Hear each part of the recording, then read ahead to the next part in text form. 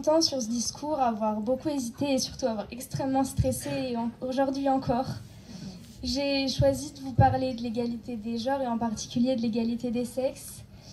Tout d'abord, j'aimerais faire un petit tour côté chiffres. Dans l'Union européenne, les inégalités salariales entre les hommes et les femmes sont d'environ 12%.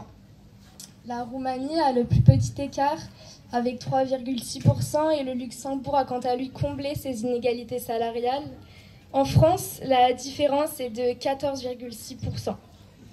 Après ça, laissez-moi vous dire que la femme est l'égale de l'homme, elle mérite les mêmes droits et la même éducation. La femme vaut l'homme, elle ne vaut pas plus, mais je pense qu'on est toutes et tous d'accord pour dire qu'elle ne vaut pas moins. Aujourd'hui, c'est à vous que je m'adresse, mais c'est aussi à elle, à toutes ces femmes qui ont mené un combat pour nous et pour nos droits à l'époque. Simone de Beauvoir, elle qui a dit en 1974 qu'il suffira d'une crise pour que nos droits soient remis en cause. Malgré tout le respect que je lui dois en tant que femme, aujourd'hui je ne suis pas tout à fait d'accord avec elle.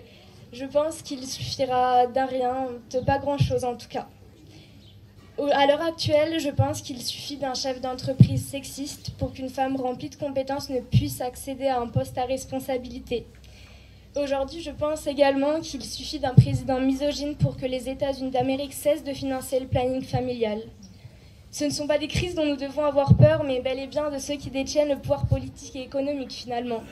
Si les crises nous font peur, c'est à tort, car c'est grâce à elles que nous avons acquis et renforcé des droits. En 1944, pendant la Seconde Guerre mondiale, le droit de vote est accordé aux femmes. La loi du 13 juillet 1965.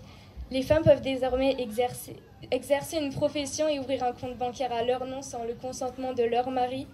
Et en 1975, en pleine crise économique, le droit à l'avortement est légalisé. Alors, chères femmes, pour ma part, je vous invite à chérir ces crises qui nous permettent d'agrandir et de renforcer nos droits. Il faut constamment rester vigilant quant aux droits des femmes. Alors, je vous invite à poursuivre ces combats et à vous engager tout autant que vous êtes. Les hommes aussi, si vous voulez. C'est ouvert à tout le monde. Et je terminerai par cette citation de Simone de Beauvoir qui dit qu'on ne naît pas femme mais qu'on le devient. Merci.